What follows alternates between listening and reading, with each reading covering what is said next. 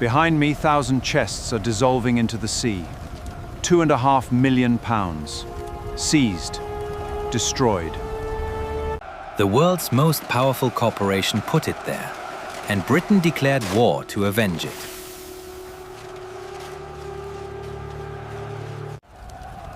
This is the story of history's first drug cartel. It sold you breakfast. It is 1833, London, and Britain is a nation of addicts. The drug is tea. Every household, every class, every single day.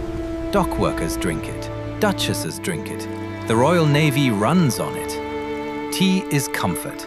Tea is respectability. Tea is the empire in a porcelain cup. Tens of millions of pounds of leaf imported every single year. The tax on tea pours into the treasury. The state itself is hooked. And every leaf on earth grows in one country, China. China sells gladly, but accepts only one payment: silver. Not wool, not cotton, not machines. Silver bullion. Every cup drunk in London is a coin that leaves the country. For a century, Britain's silver has drained east and never returned. The East India Company watches its fortune empty into Canton's harbour. Economists warn Parliament. The tea habit is bleeding the nation dry. This is no ordinary company. It commands an army of 200,000. It rules India. It crowns and destroys kings. Forward! It answers to almost no one. It has its own courts, its own prisons, its own flag. It needs a product China cannot refuse, cannot resist, cannot stop buying. In the poppy fields of Bengal, it already grows one. Opium. The company has sold it quietly for decades. Small amounts, careful amounts. The company is about to invent the modern drug trade. It is 1839, Canton, and the company's solution is working perfectly. Opium, grown on company land in Bengal, processed in company factories, auctioned in Calcutta to private smugglers, so the company's hands stay clean. On paper, the company sells China nothing. On the water, its product is everywhere. Armed clipper ships run the chests up the Chinese coast by night. Quickly, Bribed officials look away. Distribution spreads inland like veins.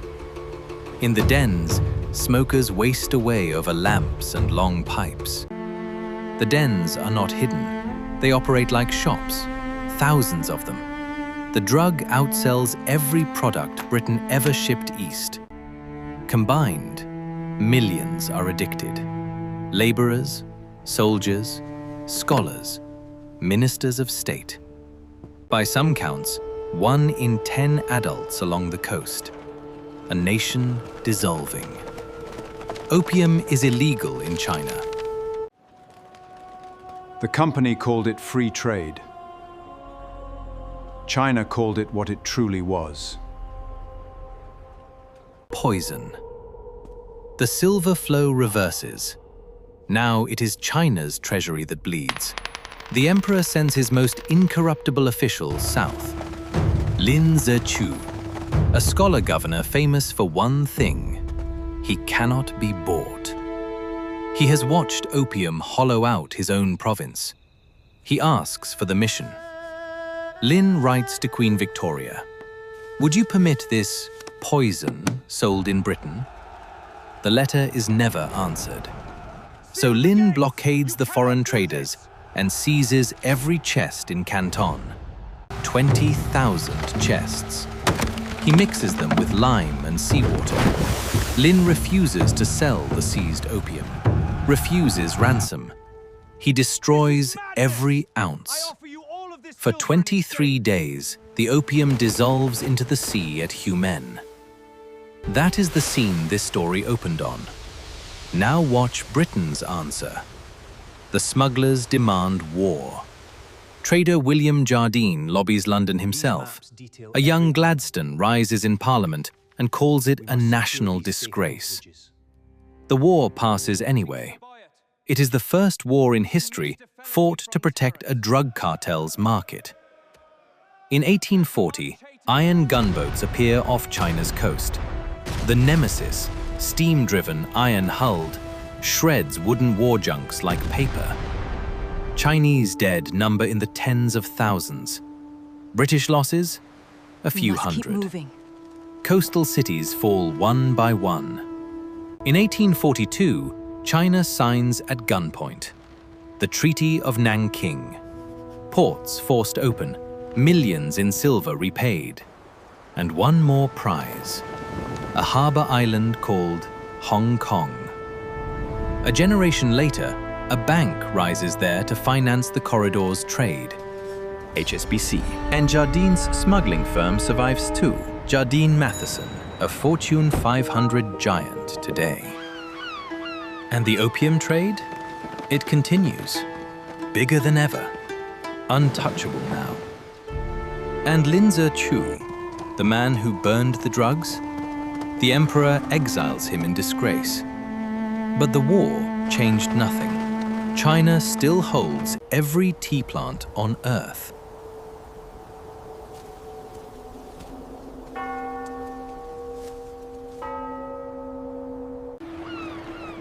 It is 1848, Shanghai, and the cartel makes its coldest decision yet.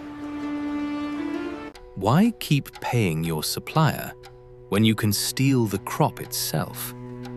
A Scottish botanist steps off a ship. His name is Robert Fortune. The company pays him £500 a year for one mission. Steal tea, the plants, the seeds, the knowledge of making it. Show your lantern! No European has ever seen the gardens where the finest tea grows. Halt! The interior is sealed. For a foreigner, being caught inland can mean death. So Fortune shaves his scalp and sews a long braid into his hair. Mandarin robes, a cover story, a new name, Xinhua. Where have you come from? But the costume cannot speak the dialects or read the roads. The entire heist rests on a man history nearly erased. Wang, his servant, his fixer, his voice at every checkpoint, gate and inn. Wang lies to magistrates, bargains with boatmen, talks them past soldiers.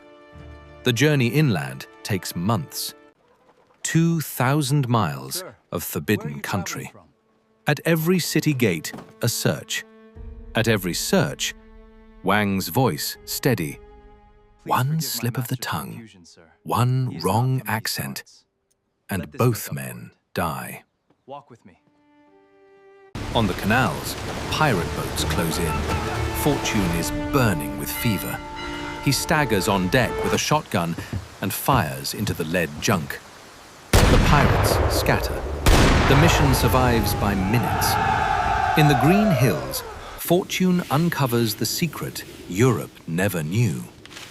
Green tea and black tea are the same plant, only the process differs. It takes 3 years, 2 expeditions, green tea country first, then black. For 200 years, China guarded that secret. Fortune walks out with it. Fortune got the knighthood. Wang carried the plants. Fortune's first great shipment dies at sea. So he changes the method. Sealed glass cases, Wardian cases, miniature greenhouses. Seeds germinate in transit, alive, undetectable. Nearly 13,000 seedlings survive the next crossing. The heist has worked. And plants alone are not enough.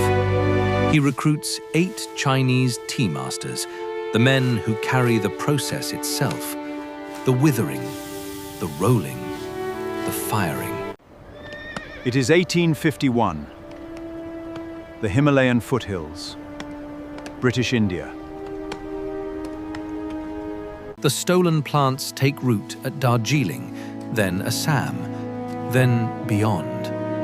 Tea gardens climb hills that have never grown tea in human memory.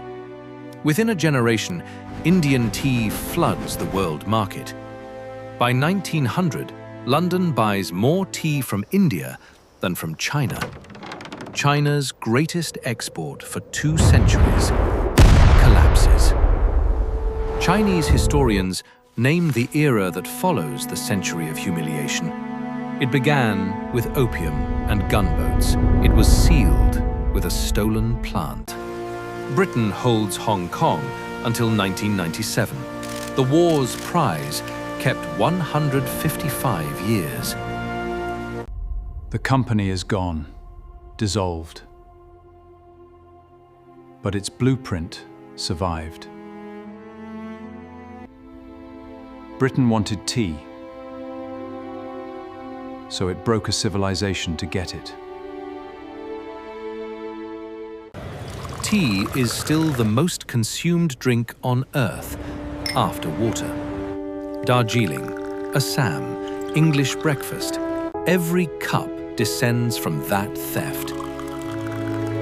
And the evidence is in your